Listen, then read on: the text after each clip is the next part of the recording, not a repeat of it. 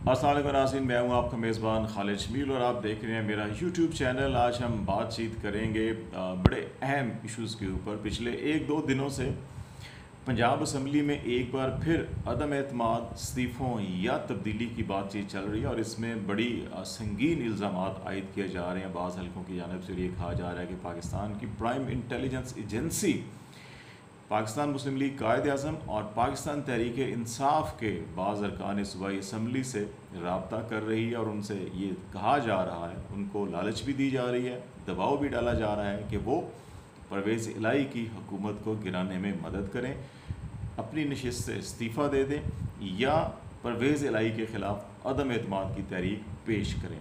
तो इस मामले में जो सबसे बड़ी वजह बताई जा रही है वो जैसे कि नवाज़ शरीफ साहब को अभी 25 सितंबर तक बरतानिया से रुखसत होना है। उनका वीज़ा ख़त्म हो चुका है, पासपोर्ट उनके पास पहले नहीं था वैलिड, जिसकी वजह से उनको ये ऑर्डर किया गया था कि वो बरतानिया से निकल जाए, लेकिन उन्होंने फिर उसके ख़िलाफ़ अपील की। एक अपील उनकी खारिज हुई, फिर दूसरी अपील खारिज हुई और अब 25 सितंबर तक उनके पास टाइम है।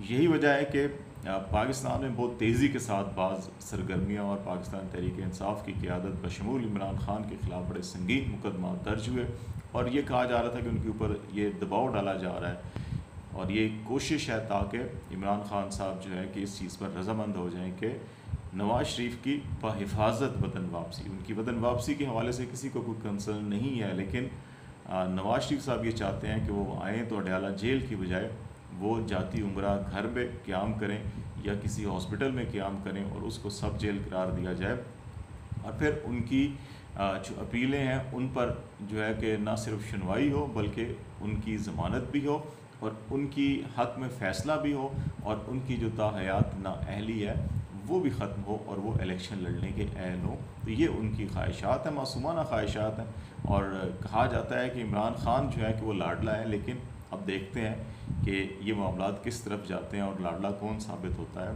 तो ये सारे मामलात अभी बज़ाहिर जो हालात हैं पाकिस्तान के, उसमें ये कहा जाता है कि जी के उल्टी हो गई सब तदबीरें, जैसे हमने कल भी बातचीत की थी, और जी का जाना ठहर गया है। तो ऐसे हालात में अब एक आखिरी कोशिश के तौर के ऊपर नवाज़ शरीफ साहब की एक आखिरी ख्वाहिश समझ लीजिए कि अगर तो पंजाब में हमज़ा शहबाज शरीफ की हुकूमत होती है तो फिर उनकी बहिफाजत वापसी जो है कि वो यकीनी होगी। तो इसलिए एक ये कोशिश भी कर देखी जाए कि पंजाब में किसी तौर के ऊपर हमज़ा शहबाज शरीफ को दोबारा वज़ीर आला बनाया जाए और इस सिलसिले में ये सारी कोशिशें की जा रही हैं। अब ये कितनी कारगर साबित हो सकती हैं, कितनी कामयाब हो सकती हैं, ये तो आने वाले हफ़्ते दो हफ़्ते ही बताएंगे, क्योंकि ये सारे मामलात अगर 25 सितंबर से पहले करने हैं तो फिर 25 सितंबर से पहले अदम एतमाद की तहरीक का आना भी ज़रूरी है। फिर 14 दिन का कॉन्स्टिट्यूशनल टाइम फ्रेमवर्क होता है जिसके अंदर ये सारी काउंटिंग वगैरह होती है, और अगर फ़र्ज़ किया कि कुछ अरकान गैर हाज़िर हो जाते हैं, अगर अदम एतमाद तहरीक होती है तो फिर अपोजिशन का नंबर पूरा करना होता है कि वो जो रिक्वायर्ड नंबर है, अगर 371 का ऐवान है तो इसमें से अगर 182 अरकान करने हैं तो ये जो अरकान है 186 अरकान ये अपोजिशन को पूरे करने होंगे। तो वो कहाँ से पूरे करेंगे, उनके पास तो नंबर नहीं है।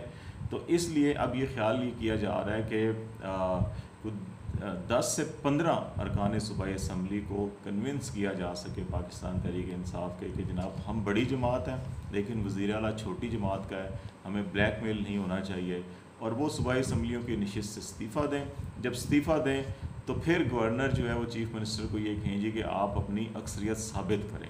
तो वो उस तनाज़ुर में शायद वो अक्सरियत साबित ना कर सकें और फिर वज़ीर आला का नया इंतखाब हो और जो इस्तीफ़ा देने वाले हैं उनके इलेक्शन को डिले किया जाए और जो असम्बली में प्रेजेंस अरकान है उनके वोटिंग करवाई जाए और वो वोटिंग हमज़ा शहबाज शरीफ के हक़ में हो और वो फिर दोबारा से वज़ीर आला बन जाए। तो ये एक ख्वाहिश है। अब इसमें कितना एग्जैक्ट नंबर चाहिए, कितने दिन चाहिए, जो कॉन्स्टिट्यूशनल रिक्वायरमेंट होती है, और पंजाब असम्बली में इस वक्त जो कंपोजिशन है वो क्या है, ये बड़ी अहम है। अगर पंजाब असम्बली को आप देखें 371 के ऐवान में इस वक्त 3 नशिस्तें ऐसी हैं जो खाली हैं, और ये 3 वो नशिस्तें हैं जो PMLN के अरकान असम्बली ने इस्तीफ़े दिए हुए थे, इन पर अभी ज़िमनी इलेक्शन नहीं हुआ। एक शेखुपुरा की नशिस्त है जिसमें जलील शरपुरी जो है उन्होंने इस्तीफ़ा दिया था, और ये PP 139 है। दूसरी नशिस्त जो है वो खानेवाल की है, फैसल न्याजी जो MP थे PMLN के, उन्होंने इस्तीफ़ा दिया था, और ये PP 209 है। और तीसरी नशिस्त भावनगर से PP 241 काशिफ महमूद जो नाअहल हुए थे जाली डिग्री केस के हवाले से, तो इनकी भी नशिस्त खाली है। ये 3 नशिस्तें खाली हैं। तो इस तरह अब ये इस वक्त 368 का ऐवान है। इस 368 के ऐवान में जो हुकूमती इत्तेहाद है इस वक्त पाकिस्तान तहरीक इंसाफ और पाकिस्तान कायद आज़म, इनको 188 अरकान की हमायत हासिल है। 178 अरकान PTI के हैं और 10 अरकान पाकिस्तान मुस्लिम लीग कायद आज़म के हैं, जबकि अपोजिशन में जो इस वक्त अलायंस है उसको 179 मेंबर्स की हमायत हासिल है।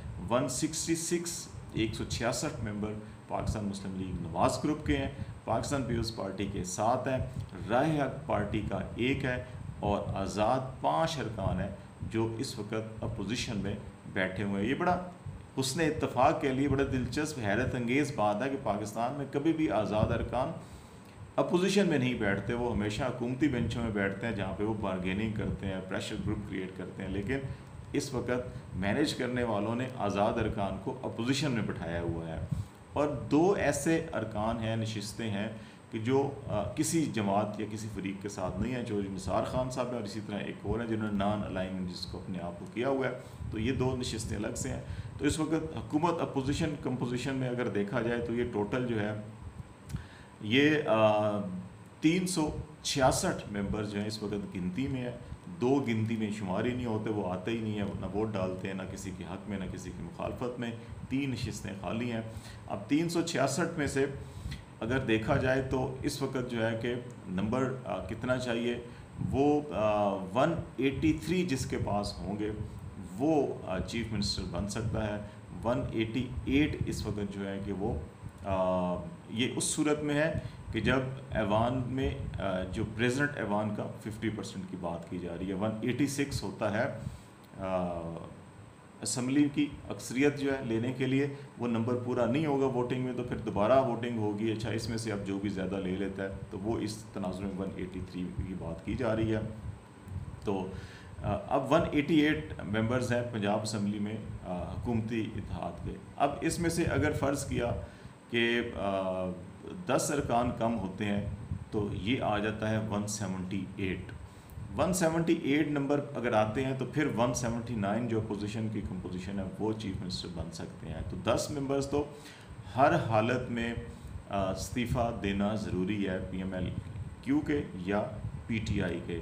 लेकिन इसमें एक ख़दशा ये है कि वो जो 2 नॉन अलाइन होकर बैठे हुए निसार साहब, अगर वो वोट डाल देते हैं तो फिर दोबारा जो है कि PTI की हुकूमत बन सकती है। तो इसलिए इस वक्त जो काम किया जा रहा है वो एक सेफ साइड खेलने के लिए वो 12 से 15 अरकान के ऊपर काम किया जा रहा है कि एटलीस्ट 15 अरकान जो है कि वो इस्तीफ़े दें, असम्बली से जाएँ, और परवेज़ इलाही के पास अक्सरियत ना रहे, गवर्नर उनको कहें कि वो जनाब अक्सरियत साबित करें, अक्सरियत ना हो तो फिर नया इलेक्शन हो, और नए इलेक्शन में फिर पहली जब वोटिंग होगी 186 नंबर पूरा किसी का नहीं होगा, फिर कहा जाएगा ये दोबारा वोटिंग हो तो फिर उसमें फिर जिसके ज़्यादा होंगे तो उस तरह से अगर ये 12 से 15 निकालते हैं तो 176 या 171 जो है वो नंबर रह जाएगा PTI का। तो 179 अगर हमज़ा के पास होता है तो हो जाता है। तो ये वो ख्वाब है जो इस वक्त दिखा जा रहा है और इसको अमली जामा पहनाने के लिए कोशिशें की जा रही हैं। लेकिन अगर फ़र्ज़ किया कि हम ये इसी हफ्ते के अंदर 10 या 12 या 15 अरकान इस्तीफ़ा दे देते हैं और ये प्रेस कॉन्फ्रेंस करते हैं या इस्तीफ़ा दे देते हैं तो वो कहते हैं जी हम नहीं हैं, फिर गवर्नर साहब जो है कि 24 घंटों के अंदर अंदर फौरी तौर के ऊपर कहते हैं जी आप जो है कि ये लें जनाब एतमाद का वोट लें, चीफ मिनिस्टर को कहते हैं। चीफ मिनिस्टर और स्पीकर जो हैं कि वो एतमाद के वोट के लिए 5 से 7 दिन या हफ्ता लगा देते हैं कि वो इजलास बुलाना करना सारा कुछ उनके पास टाइम है कॉन्स्टिट्यूशनली कि वो उसको गुजार देते हैं। इस तरह ये मिड सितंबर तक इस मामले को इस तरह से लटकाया जाता है। फिर उसके बाद कहा जाता है जी अब एतमाद नहीं रहा तो अब जो है कि यहाँ पर वोटिंग होगी या काउंटिंग होगी, अब शेड्यूल जारी होगा और ये सारे मामलात हो जाते हैं।